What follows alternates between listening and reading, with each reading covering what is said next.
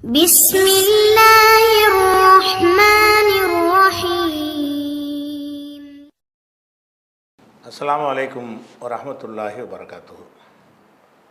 அன்பிற்குரிய சகோதர சகோதரிகளே, நீங்களும் ஆலிம்களாகலாம் என்ற இந்த பாடத்தில் ஒவ்வொரு புதன்கிழமையும் உசூலுல் ஃபிக்ஹ் என்ற இஸ்லாமிய சட்ட விதிகளை பற்றி நம்ம அறிந்து வருகிறோம். அதில் முக்கியமான ஒரு அடிப்படை என்னவென்று சொன்னால், இஸ்லாமிய சட்டங்கள் என்பது வஹி மூலம் மட்டும்தான் தீர்மானிக்கணும். வஹி அல்லாத எதுவுமே மார்க்க ஆதாரம் கிடையாது என்பதைத்தான் இதுவரைக்கும் நம்ம ஒரு அடிப்படையை பார்த்து வருகிறோம்.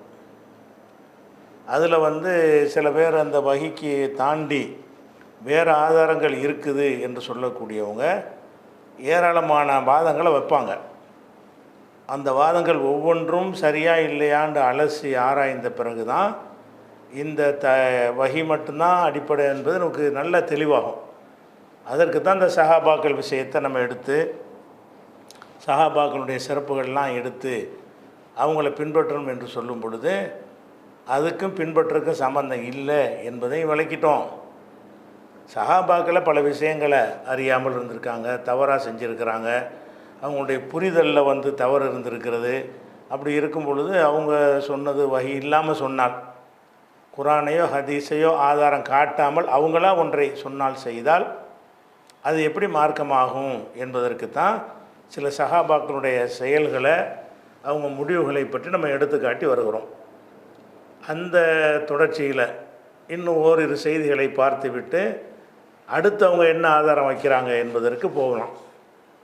அந்த தொடர்ச்சியில் ஒரு செய்தி சொல்வதாக இருந்தால், ஹாத்திப் இப்னு அபி பல்தான்னு ஒருத்தர் இருந்தார். இவர் பத்ர் போரில் கலந்து கொண்ட ஆரம்பகால ஒரு முஸ்லீம்.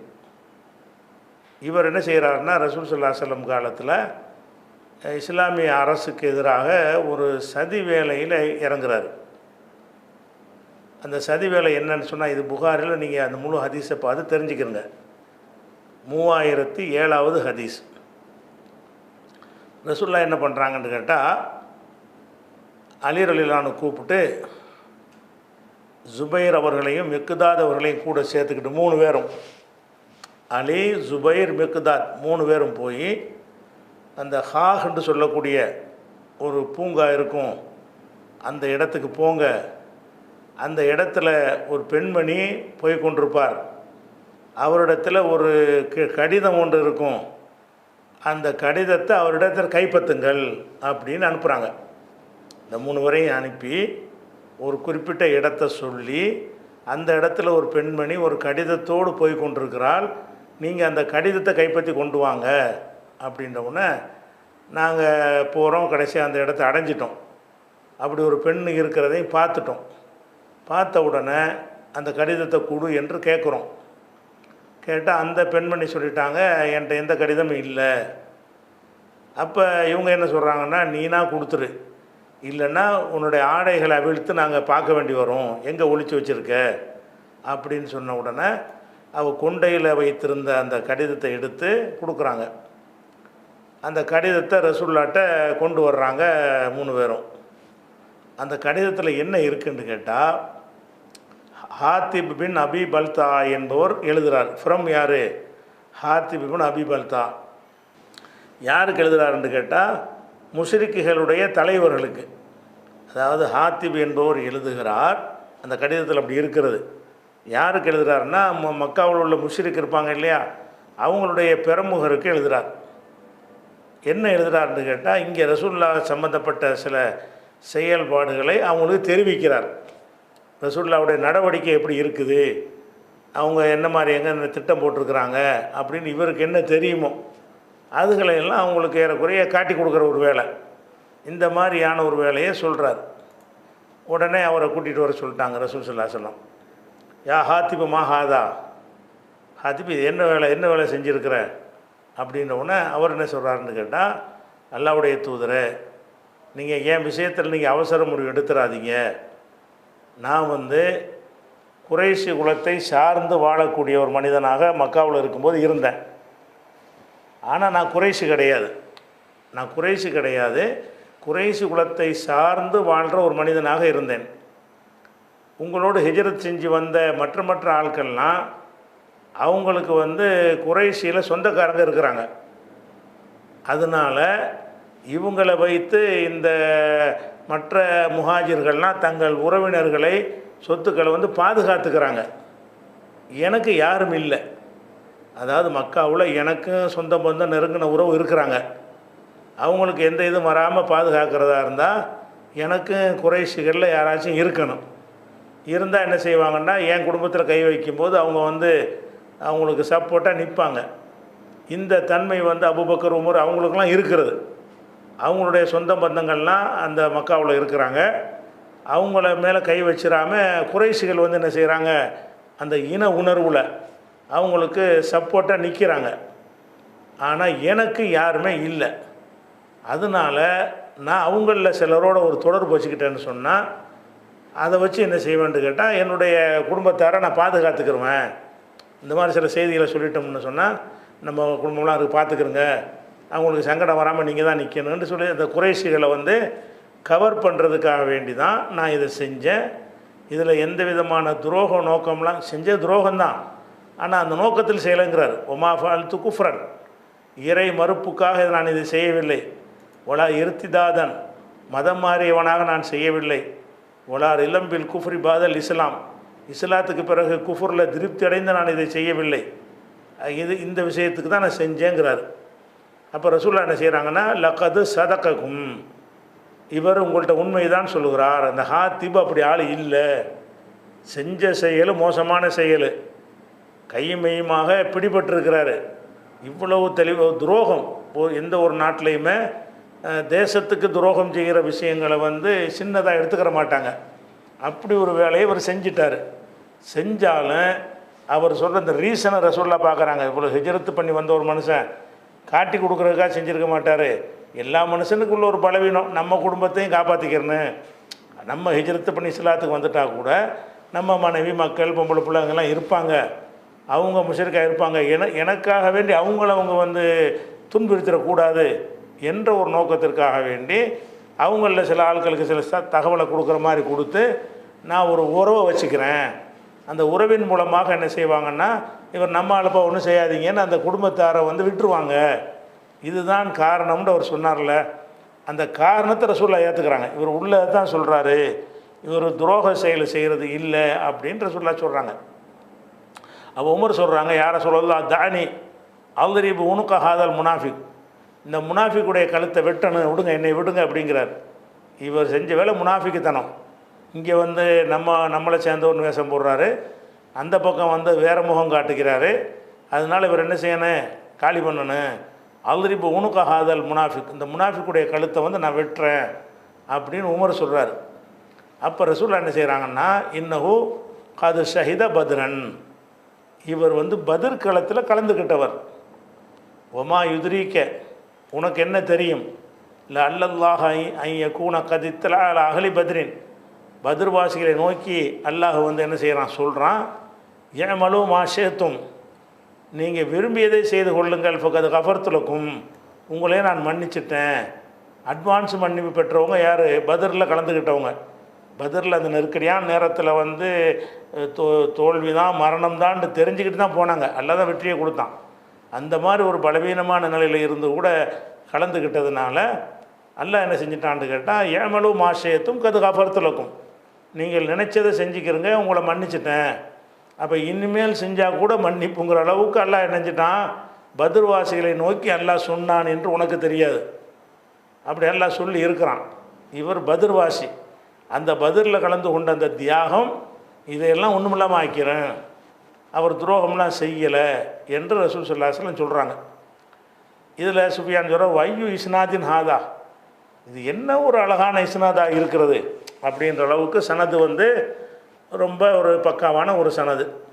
இந்த ஹதீஸ் சரியாக இல்லையா அந்த இதுக்கு நம்ம போகலை, ஹதீஸ் சரியான ஹதீஸ் தான். இது எதுக்கு நம்ம எடுத்து சொல்கிறோம்னு கேட்டால், ஒரு பத்ரில் கலந்து கொண்ட ஒரு சஹாபியாக இருந்தால் கூட அவருடைய குடும்பம் கோத்திரோண்டு வரும் பொழுது சில தப்பான நிலைப்பாடுகளை இவங்க எடுப்பாங்க, தங்கள் நலனுக்காக எடுப்பாங்க. அதனுடைய விளைவு தான் இது. ஆனால் எல்லாம் மன்னிச்சிருவாங்கிற விஷயம் வேறு. இப்போ இந்த மாதிரி ஒரு முடிவு தங்கள் குடும்பத்துக்காக ஒரு முடிவு நாட்டினுடைய ரகசியத்தையே எதிரிகளுக்கு சொல்லி கொடுத்தால் நம்ம குடும்பத்துக்கு பாதுகாப்பு கிடைக்கும் என்றால் அதையும் செய்வோம் என்று இருந்திருக்கிறாங்கல்ல சஹாபாக்கள். அப்போ இவங்க எப்படி வந்து குர்ஆன் ஹதீஸ் இல்லாமல் சுயமாக சொல்லக்கூடிய கருத்து சரியாக இருக்கேன்? நோக்கத்திற்கு செயல்படக்கூடியவர்கள் செய்வதெல்லாம் 100% சரியாக இருக்காதுல்ல. உள்ளபடி செயல்பட்டால் தான் கரெக்டாக இருக்கேன். ஒரு நோக்கத்துக்காக வேண்டி நிலைப்பாட்டை மாற்றி எடுப்பார்கள் என்று சொன்னால், ஒரு ஆதாயத்துக்காக, ஒரு அச்சத்திற்காக, ஒரு எதிர்பார்ப்புக்காக ஒரு நிலைப்பாட்டை மாற்றி எடுப்பார்கள் என்று இருக்குமே என்று சொன்னால், அவங்க மார்க்கம் என்ற பெயரில் அவங்க சுயமாக சொன்ன விஷயங்கள் அப்படிப்பட்டதாக இருக்கலாம்ல. எதுக்கு எந்த டவுட்டான ஒரு விஷயத்தை போய் பின்பற்றணும் என்பதற்கு இந்த சகாபாக்கள்னால் என்ன, அவங்க என்ன ஓட்டங்கள்லாம் புரிஞ்சுக்கணும். சகாபாக்களில் இப்படி ஆளுக்களும் இருந்திருக்கிறார்கள். அவங்க தியாகம்லாம் பண்ணாங்க, அது ஒரு பக்கம். என்னத்தை தியாகம் பண்ணாலும் நம்ம மனைவி, நம்ம மக்கள், நம்ம குடும்பம்னு வரும் பொழுது எல்லாருக்கும் துடிக்கிற மாதிரி அவர்களுக்கும் துடிக்கும். அவங்க குஃபுரில் இருந்தாலும் சரி, அவங்களுக்கு எதுவும் வந்துடக்கூடாது என்று என்ன செய்வாங்க, ஒரு அக்கறை படத்தான் செய்வார்கள். அது வந்து இரத்தத்தோடு கலந்தது, பிளான் பண்ணி செய்கிறது இல்லை. அது இரத்த பந்தம் என்பது அது படைப்பிலேயே இயற்கையிலே உள்ள ஒரு விஷயம். அதனால் வந்து இப்படி நடந்துட்டாங்கன்னு வருது. அதனால் இப்போ இதில் எதுக்கு இதை சொல்கிறோம்னு கேட்டால், அல்லாஹ்வால் மன்னிப்பு பெற்ற பத்ர் சஹாபியாக இருந்து கூட ஒரு பாரதூரமான விஷயத்தை எதுக்கு செஞ்சார் என்றால் தனது குடும்ப நலனுக்காக செஞ்சார். அப்போ குடும்ப நலனுக்காக ஒன்றை வந்து மார்க்கம் தடுத்திருக்கிற ஒன்றை ஒரு செய்வாரையானால், அப்போ அவர் சொல்லக்கூடிய அனைத்தையும் நம்ம எப்படி மார்க்கம்னு ஏற்றுக்கிறது? அல்லாஹ் சொன்னான்னு சொல்லட்டும் ஏற்றுக்குருவோம், அல்லாஹ்வுடைய ரசூல் சொன்னாங்கன்னு சொல்லிட்டு ஏற்றுக்குருவோம். அவராக சொன்னார்னு சொன்னால் டவுட் வருது. இவர் வந்து எதுக்கு சொன்னார், அவராக நெசமாக சொன்னாரா, ஆதாரத்தில் சொன்னாரா, அல்லது வேறு மாதிரி வேறு எதிர்பார்ப்பில் சொன்னாரான்ற ஒரு டவுட் வந்துடுதுல்ல. அப்போ இதெல்லாம் பார்க்கும்போது இந்த சஹாபாக்களை பின்பற்றுதல்ங்கிற ஒரு கான்செப்டுக்கு இடம் இல்லை என்பதை பார்த்துக்கிறோம். அதில் இந்த ஹதீஸ் வந்து புகாரில் 3007 மட்டும் இல்லாமல் 3081, 3983, 4274, 4890, 6259, 6939 இவ்வளோ இடத்துல இந்த ஹதீஸு வருது. ஹாத்திப் இப்னு அபீ பல்தாவுடைய அந்த கடிதம் அனுப்பின ஒரு செய்தி வருகிறது. இதிலேருந்து விளங்குற பாடம் என்ன? சஹாபாக்களை எதுக்கு நம்ம பின்பற்றணும்? அவங்க அதே நேரத்தில் ஒரு குறையும் சொல்ல பாருங்கள். அவர் செஞ்ச வேலை பெரிய துரோகம்தான், அல்ல மன்னிச்சிட்டானா, அவர் பதிர்வாசி, அவர் விட்டுருங்க என்று சொல்கிற அளவுக்கு அவங்களுடைய தியாகம் வந்து என்ன செய்யுது, அவங்களுடைய தவறுகளுக்கு வந்து பரிகாரம் ஆயிக்கிறதே தவிர நம்ம பின்பற்றுவதற்கு ஆதாரமாகுது. அவரை தான் மன்னிப்பாங்க. அவர் சொல்கிற கேட்டனால தான் நம்மளும் மன்னிக்க மாட்டான்ல, அவருக்கு மன்னிப்பு இருக்கிறது அப்படிங்கிறத நம்ம புரிஞ்சு கொள்ள வேண்டும். அடுத்ததாக வந்து இந்த ஆரம்ப காலத்தில் ரசூல் ஸல்லல்லாஹு அலைஹி வஸல்லம் வந்து குர்பானி முதல்ல மக்காவிலேருந்து ஹிஜ்ரத்து பண்ணி வந்த வருஷம், அந்த வருஷத்தில் எவ்வளோ பேர் இருப்பாங்க? முஸ்லீம்கள் ரொம்ப குறைவாக இருப்பாங்க. அதில் வசதி படைத்தவர்கள் ரொம்ப கம்மியாக இருப்பாங்க. குர்பானி கொடுக்குறவங்க வசதி உள்ளவங்க கொடுப்பாங்க, ஏழைகள் ஜாஸ்தியாக இருப்பாங்க. அப்போ குர்பானியை கொடுத்து நீங்களே வச்சுக்கிட்டீங்கன்னு சொன்னால் ஏழைக்கு கிடைக்காது. அதனால் ரசூலுல்லாஹ் என்ன செஞ்சாங்க, 3 நாளைக்கு மேலே குர்பானியை வச்சுக்கிறக்கூடாது. 3 நாள் தான் குர்பானி அறுத்தீங்கன்னா 3 நாளைக்கு எவ்வளோ நீங்கள் சாப்பிட முடியுமோ அந்தளவுக்கு வச்சுக்கிறங்க, மீதி உள்ளதையெல்லாம் கொடுத்துருங்கன்ட்டாங்க. எதனால்? ஏழைகளுக்கு கிடைக்கணுங்கிறதுக்காக வேண்டி. அடுத்த வருஷம் இதே மாதிரி வரும் பொழுது இல்லை தேவையில்லை, நீங்கள் எல்லாத்தையுமே நீங்களே எடுத்துக்கிறலாம், நீங்கள் வந்து சேர்த்துக்கிறங்க, சாப்பிடுங்க, உப்பு கண்டம் போட்டு வச்சுக்கிறங்க, என்ன வேணாலும் செஞ்சுக்கிறங்கன்ட்டாங்க. ஏன்னு கேட்டால் கொடுக்குறவர்கள் அதிகமாகி போயிட்டாங்க, மக்களுக்கு தேவை குறைந்து விட்டது. அப்போ முதல்ல ரசூல் ஸல்லல்லாஹு அலைஹி வஸல்லம் வந்து 3 நாளைக்கு மேலே வச்சுக்கிறக்கூடாதுன்னு ஒரு சட்டம் போட்டாங்க. அப்புறமேலே அந்த சட்டத்தை 1 வருஷத்தில் வாபஸ் வாங்கிட்டாங்க. அதாவது முதல் வருஷத்தில் மதீனாவுக்கு வந்த முதல் வருஷத்தில் சட்டம் போடுறாங்க, 2வது வருஷத்தில் வாபஸ் வாங்கிடுறாங்க. அதுக்கு பிறகு அவங்க மௌத்தாகிற வரைக்கும் 8 வருஷம் இதான் சட்டமாக இருக்குது. என்ன சட்டமாக இருக்குது? குர்பானி வந்து அதை வந்து 3 நாளுக்கு தான் வச்சுக்கிறணுங்கிற சட்டம் கிடையாது, எவ்வளோ நாளைக்கு வேண்டாலும் வச்சுக்கிறலாம். மொத்த குர்பானி நம்மளே உப்பு கண்டம் போட்டு வச்சு தின்றாலும் அது குற்றம் அறுக்கிறது மட்டும்தான் கடமையே தவிர கொடுக்குறதுங்கிறது கடமை இல்லை, வெறுமனா கொடுக்கலாங்கிற அளவுக்கு ஆகிப்போச்சு. அப்போ எத்தனை வருஷம் இந்த சட்டம் அமுலில் இருக்குது? மாற்றப்பட்ட சட்டம் 8-9 வருஷம் இதை அமல்படுத்தியிருக்கிறாங்க மௌத்தா போகிற வரைக்கும். ஆனால் அலி ரலியல்லாஹு அன்ஹு யாரோ உங்களுடைய மருமகன் வீட்டை சேர்ந்தவங்க, குர்பானியோட பல விஷயங்களுக்கு ரசூலுல்லாவோட தொடர்புள்ள உள்ளவங்க, ரசூலுல்லா கொடுக்க வேண்டிய குர்பானி அவரை விட்டு தான் அறுக்க சொல்லுவாங்க. அந்த மாதிரி வந்து குடும்பத்தில் ஒருவராக இருந்த அலி ரலியல்லாஹு அன்ஹுக்கு இது தெரியலை. எது தெரியலை? முதல்ல சொன்னாங்க, அதை மாற்றிட்டாங்கங்கிறது தெரியலை. அவர் ஆட்சிக்கு வந்த காலத்தில் என்ன நடக்குதுன்னு கேட்டால், இது வந்து முஸ்லீமில் வரக்கூடிய ஹதீஸு. அவர் என்ன செய்கிறாருன்னா, ஷஹீத்துல் ஈத, அபு உபைத் என்பவர் சொல்கிறாரு, ஷஹீத்துல் ஈதமா அலி இப்னு அபி தாலிபின், அலியோடு நான் பெருநாள் தொழுகையில் கலந்து கொண்டேன். இப்போ பதா பி சலாத்தி கபுல் ஹுத்பத்தி, ஹுத்பாவுக்கு முன்னாடி தொழுகை ஆரம்பித்தார். அதான் முறை செஞ்சார். ஒக்கால சொன்னார், இன்ன ரசூலுல்லாஹி ஸல்லல்லாஹு அலைஹி வஸல்லம் நஹானா அன் நஅகுல மின் லுஹூமி நுசுக்கினா பாத சலாத்தின், 3 நாளைக்கு பிறகு, நுசுக்குனா குர்பானி, குர்பானுடைய இறைச்சியிலிருந்து எதையும் சாப்பிடுவதற்கு ரசூலுல்லாஹ் நமக்கு தடுத்தார்கள். நஹானா தடுத்தார்கள், அந்நகுல நாம் சாப்பிடுவதற்கு தடுத்தார்கள், மின் லுஹூமி நுசுக்கினா நம்முடைய குர்பானி இறைச்சியிலிருந்து சாப்பிடுவதை தடுத்தார்கள். பாத சலாத்தின் 3 நாளைக்கு பிறகு நீங்கள் வச்சுக்கிறக்கூடாது. எப்போ சொல்கிறாரு? 40 வருஷத்துக்கு பிறகு இதை சொல்கிறார். அவர் ஆட்சிக்கு வரும்போது 40 வருஷம் ஆயிடுச்சு. ரசூலுல்லாஹ் மௌத்தா போகும்போது 10 ஹிஜ்ரி 10 ஆகிடுச்சா, அதுக்கடுத்து ஒரு 25 வருஷத்துக்கு பிறகு தான் இவர் ஆட்சிக்கே வர்றார். அப்போ 25-35 ஆண்டுகளுக்கு முன்னாடி தடுக்கப்பட்ட ஒரு விஷயம், தடை நீக்கப்பட்ட ஒரு விஷயம், 35 வருஷமாயும் கூட இந்த செய்தி அவருக்கு தெரியலை. ஏது தெரியலை? தடுத்தாங்க என்பது தெரிகிறது, தடையை நீக்கினார்கள் என்பது தெரியவில்லை. 1 வருஷம் 2 வருஷம் இல்லை. அப்போ இத்தனை வருஷமாக அந்த கொள்கையில் இருந்திருக்காரு. எந்த கொள்கையில் இருக்கிறாரு? மக்களுக்கு பிரச்சாரம் பண்ணுறாரு. ரசூலுல்லாஹ் தடுத்திருக்கிறார்கள், 3 நாளைக்கு மேலே நீங்கள் குர்பானி யாரும் வச்சுக்கிறக்கூடாது, நபிகள் நாயகம் தடுத்து உள்ளது தான் சொல்கிறார் அவர். ஆனால் தடுத்தது ஹிஜ்ரி முதல் வருஷம். ஆனால் அதை வந்து அடுத்த வருஷம் நீக்கிட்டாங்க. அப்போ இத்தனை வருஷமாக இருந்த ஒரு தடை நீக்கின ஒரு விஷயம் அபூபக்கர் காலத்துலேயும் இந்த தடை நீக்கப்பட்டு தான் இருந்துச்சு, உமர் காலத்தில் நீக்கப்பட்டு இருந்துச்சு, உஸ்மான் அந்த நீக்கி இருந்த ஒரு விஷயம் இவருக்கு தெரியாமல் இவர் போய் மக்களுக்கு என்ன செய்கிறாருன்னு கேட்டால், 3 நாளைக்கு மேலே குர்பானி கொடுக்காதீ அப்படிங்கிறார். அப்போ இது புகாரில் வர ஹதீஸை பாருங்கள். 5569 ஹதீஸில் வருது. அதாவது மல்லஹா மின்கும், உங்களில் யாராவது குர்பானி கொடுத்தால், ஃபலா யுஸ்பிஹன்ன பாத சாலிசத்தின், 3 நாளைக்கு பிறகு அது வந்து உங்கள்கிட்ட இருக்க வேண்டாம். ஓ பக்கிய ஃபி பைத்திஹி மின்ஹு ஷைஉன், அதுலேருந்து எந்த ஒரு பொருளும் வீட்டில் வந்து பாக்கியாக இருக்க வேண்டாம்னு ரசூலுல்லாஹ் சொன்னாங்க. ஃபலம்மா கானல் ஆமுல் முகுபில்னு அடுத்த வருஷம் வந்த பொழுது காலு சஹாபாக்கள் கேட்டாங்க, யா ரசூலல்லாஹ், அல்லாஹ்வுடைய தூதரே, நஃபாலு கமா ஃபஅல்னா அமல் மாலி, சென்ற வருஷம் செஞ்சது மாதிரியே இந்த வருஷம் நாங்கள் செய்யட்டுமா? இந்த 3 நாளைக்கு மேலே இருக்கக்கூடாது, நீங்களே இந்த வருஷம் அதே மாதிரியே செஞ்சுக்கிறோமா என்று கேட்குறாங்க. அப்போ ரசூலுல்லாஹ் சொன்னாங்க, இல்லை குழு, நீங்கள் நல்லா சாப்பிடுங்க, வாத்தைமு பிறருக்கும் சாப்பிட கொடுங்க, வத்தஹிரு சேமித்து வைத்து கொள்ளுங்கள், 3 நாளுங்கிற கணக்கு கிடையாது. இப்போ இன்னும் நாளிக்க லாம, அந்த வருஷம் அதை சென்ற வருஷம் கான பின்னாசி ஜஹதும், மக்களுக்கு ஒரு வறுமை சிரமம் இருந்தது. ஃபரத்து அன் தொழினு ஃபிஹா, அந்த சிரமத்தில் நீங்கள் உதவ வேண்டும் என்று நான் விரும்பினேன். அதுக்கு தான் அந்த 3 நாளுங்கிற கண்டிஷன் போட்டேன்.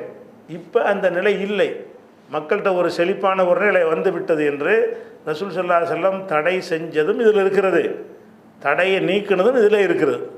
அப்போ இது ரசூல் ஸல்லல்லாஹு அலைஹி வஸல்லம் வாழும் காலத்திலேயே தடை நீக்கின ஒரு விஷயத்தை அறியாமல் அதன்படியே அவர் ஃபத்வா கொடுத்துட்ருக்காருங்கும் போது நம்ம என்ன செய்யணும்? அப்போ எல்லாம் ரசூலுல்லாஹ் கணிச்சு அவங்கள மாதிரி கரெக்டாக துல்லியமாக கணிக்க இயலாது. வாழ்ந்தவர்கள் அவங்களுக்கு அனைத்து அப்படியே தெரியும்னு சொல்கிறீங்களே, இது கண்டிப்பாக தெரிஞ்சு இருக்க வேண்டிய ஒரு விஷயம். இது தெரியலை அவருக்கு. குர்பானியோடு ரசூலுல்லாவோட குர்பானியோடு அவ்வளவு தொடர்பில் இருந்த, இன்னும் சொல்லப்போனால் இது சமுதாய பிரச்சனை. இது வறுமை இருந்தது, வறுமைக்கு பிறகு செழிப்பு வந்தது, அதனால் இந்த சலுகை நீக்கப்பட்டதுங்கிறது அனைவருக்கும் அறிந்திருக்கிற அளவு ஒரு பொதுவான ஒரு விஷயம். இந்த ஒரு விஷயத்தை அறியாமல் அந்த முதல்ல ஒருக்கா தடுத்தாங்களே, அன்னைக்கு மட்டும் காதில் அவருக்கு கேட்டிருக்காரு, அப்டேட் இல்லை அதுக்கு பிறகு அதனுடைய நிலைமை என்னங்கிறது அவர்கிட்ட இல்லை. அதனால் அவர் ஹுத்பா நடத்திட்டு என்ன செய்கிறாருன்னு கேட்டால், 3 நாளைக்கு மேலே யாரும் வச்சுக்கிறக்கூடாதுங்கிறார். அப்போ இதில் என்ன விளங்குறோம்? சஹாபாக்கள் வந்து நல்லவங்களா தியாகிகள், அந்த டாப்பிக்கே தனி. அவர்கள் வந்து மார்க்கத்தை வந்து அறிந்து கொள்கிற விஷயத்தில் எல்லாம் அறிந்தவர்களாக இருந்தார்கள். ரசூலுல்லாஹ்வுடைய உணர்வை புரிந்து கொண்டு அப்படியே செயல்படுவார்கள். அவங்களுக்கு தெரியாது ஒன்றுமே இல்லை. அவங்க ஒன்றை சொன்னார்களே ஆனால் ஹதீஸ் அடிப்படையில் தான் சொல்லுவார்கள் என்றெல்லாம் நம்ம கொடுக்குறது பில்டப். இதெல்லாம் ஆதாரத்தின் அடிப்படையிலான கருத்து கிடையாது. அவங்க அப்படி ஆசைப்படுற மாதிரிலாம் அதை கருத்தாக்கி விட்டுறாங்க. அப்படி இருக்கலை என்பதற்கு இதெல்லாம் ஒரு ஆதாரமாக இருக்குது. இதில் வந்து இப்னு கையும் போன்ற அறிஞர்கள், நிறைய அறிஞர்கள் வந்து இது பெரிய ஒரு பட்டியலே போடுறாங்க. நான் சும்மா சின்னதாக எடுத்து காட்டியிருக்கிறேன். இது ஏன் தெரியவில்லை, இது ஏன் தெரியவில்லை, இது ஏன் தெரியவில்லைன்னு சொல்லி கது ஹஃபியான்னு அடித்து பார்த்தீங்கன்னு சொன்னால் இதெல்லாம் அவருக்கு தெரியாமல் இருக்குது. இது அபூபக்கர் தெரியவில்லை, இது உமருக்கு தெரியவில்லை, இது உஸ்மானுக்கு தெரியவில்லை. நான் எடுத்து காட்டியது ஒரு சின்ன ஒரு துளி. பெரிய கடல் மாதிரி பட்டியல் போட்டு சொல்கிறாங்க. அவ்வளோ விஷயங்கள் இந்தந்த சஹாபிக்கு தெரியாமல் இருந்திருக்குது. எல்லாம் தெரிஞ்சவங்கெல்லாம் கிடையாது. அதனால் வந்து சஹாபாக்கள் சொன்னதை நம்ம ஆதாரத்தோடு சொன்னால் தான் எடுத்துக்கணுமே தவிர, ஆதாரத்தோடு சொன்னால் கூட பரிசீலித்து தான் எடுக்கணும். இப்போ இதில் விளங்குது. அவர் ரசூலுல்லாஹ் தடை செஞ்சாங்கன்னு பொய் சொல்லலை, ஆதாரத்தோடு சொல்லிவிட்டார். ஆதாரத்தோடு சொன்னாலும் தடை செய்யப்பட்டு தெரியலையில, தடை நீக்குன்னு தெரியலையில. அப்போ அதை கூட பரிசீலிக்கணுங்கிற லெவலில் தான் சஹாபாக்களுடைய கூற்று இருக்குது என்பதை நம்ம இதிலேருந்து விளங்கிக்கிறோம். இவ்வளவு போதும்னு நினைக்கிறோம். சஹாபாக்கள் விஷயமா இது வந்து பட்டியல் போட்டால் அது நீளும், அவ்வளோ இருக்குது. இது மாதிரி இன்னொரு 50 மடங்கு இருக்குது. இதே மாதிரி இப்போ சொன்னது எத்தனை சொல்லியிருக்கோமோ இது மாதிரி ஒரு 50 மடங்கு சொல்கிற அளவுக்கு லிஸ்ட் இருக்குது. அதுக்காண்டி அது தெரியல எத்தனை அப்படின்னு பட்டியல் போட வேண்டியில்லை. அது மொத்தத்துலேயும் சேர்த்து விளங்குற ஒரே விஷயம் என்னன்னு கேட்டால், சஹாபாக்கள் நல்லவங்க என்பது வேறு, சரியாகத்தான் சொல்வார்களா என்பது வேறு. நல்லவங்களாக இருந்தாங்க, அது தனி விஷயம். அவங்க தியாகிகள் என்பது வேறு.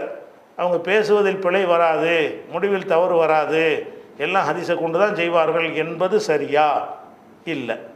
அப்போ பிழையும் தவறும் உள்ள ஒருவரை நம்ம எப்படி ஃபாலோ பண்ணுவது? இப்படி சிந்திச்சு பார்த்தார்கள் என்று சொன்னால் சஹாபாக்களை பின்பற்றணுங்கிற ஒரு வாதத்தை வைக்கவே மாட்டாங்க. சரி, இது ஒரு விஷயமாயிருச்சா? அடுத்து ஒரு ஆதாரம் காட்டுவாங்க. இனிமேல் அவங்களுடைய ஒவ்வொரு ஆதாரத்துக்காக போயிடுவோம்.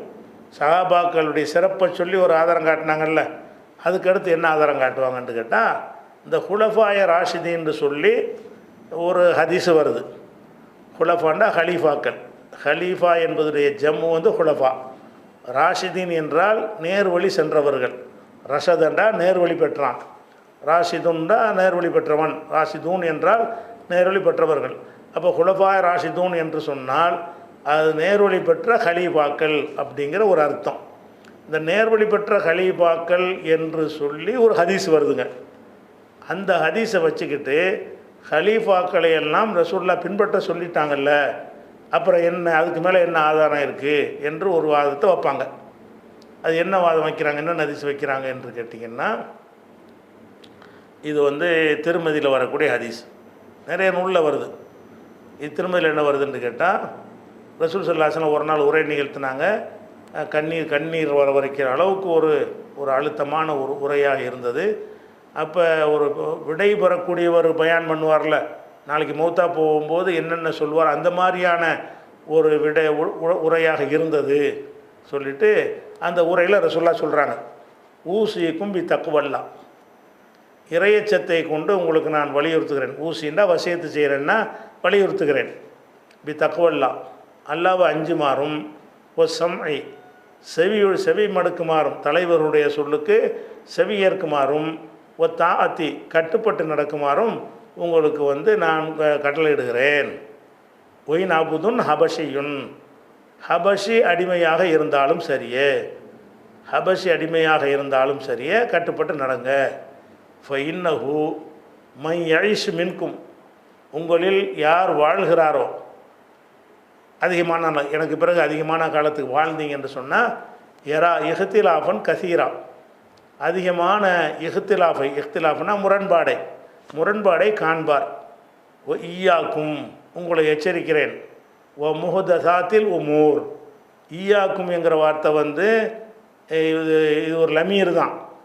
ஈயாக்குங்கிற வார்த்தை என்னன்னு கேட்டால், லமீரில் வரும்ல, அந்த கங்கிற லமீர் இருக்குல்ல, அதை மன்சூபா சொல்வதா முன்ஃபசிலாக சொல்வதாக இருந்தால் ஈயாக்கன்னு சொல்லணும். ஈயாக்க நாபுதுங்கிறோம்ல, உன்னைங்கிற அர்த்தம். ஈயாஹு அவனை, ஈயாகுமா ஈயாகும், ஈயாஹா ஈயாகுமா ஈயாகுன்ன, ஈயாக்க ஈயாக்குமா ஈயாக்குங்கிறது இது வந்து முன்னிலையில் உள்ள ஒரு லமீர். இது முன்ஃபசிலான ஒரு லமீர். பிரித்து சொல்லும் பொழுது அந்த ஃபேலுக்கு பின்னாடி சொல்லாமல் முன்னாடி கொண்டு வந்தோம்னு சொன்னால் இப்படி சொல்லணும். ஈயாக்கும்னா உங்களைன்னு மட்டும்தான் அதுக்கு அர்த்தம்.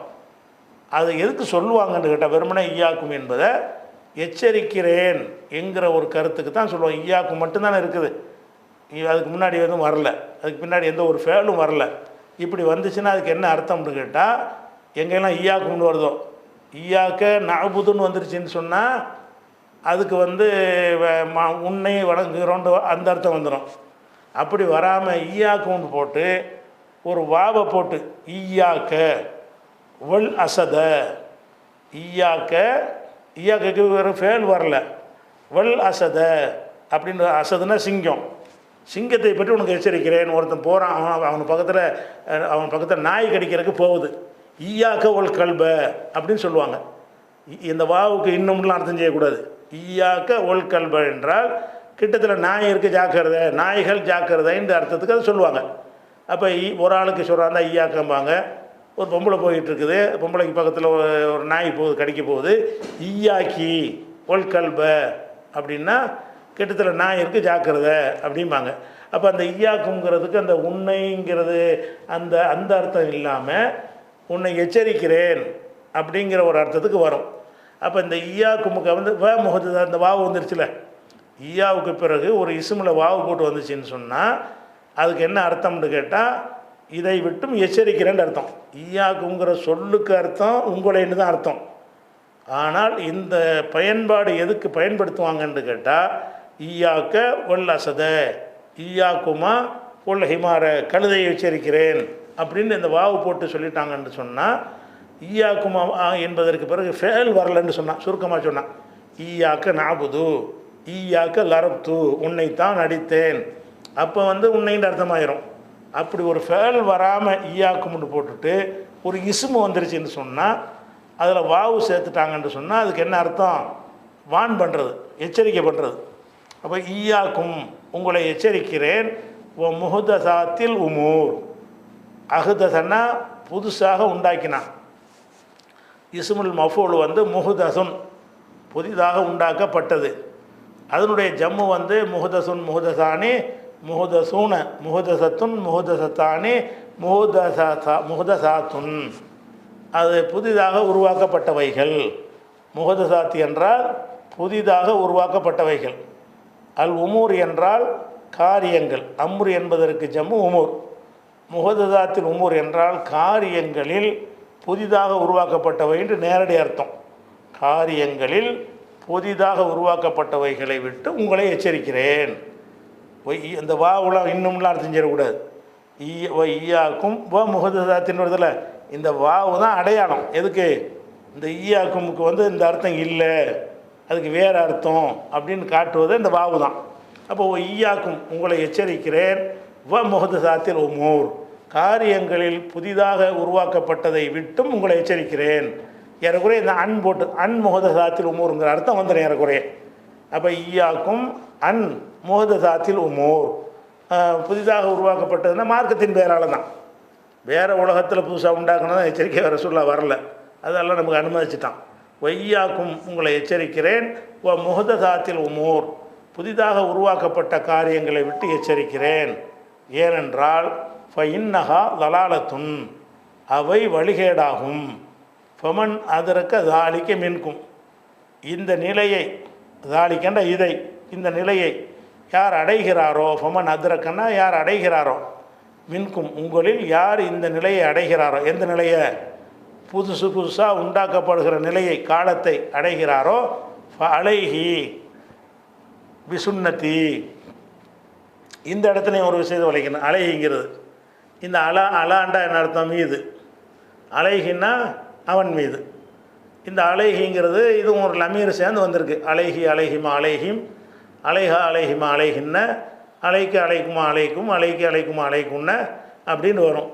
இந்த அலாவுக்கு பிறகு அலைஹி அலைக்கன்னு போட்டுட்டு ஒரு பேயை போட்டாங்கன்னு வைங்க, அப்போ என்ன அர்த்தம்னா அலைஹி அந்த மீதுங்கிற அர்த்தம் வராது. அலைஹி என்றால் பற்றி பிடித்து கொள்ள வேண்டும். அலைஹினா என்னது? அப்படி யார் அடைகிறானோ அலைஹி அவன் மீது கடமை, அவன் பற்றி பிடித்து கொள்ள வேண்டும்.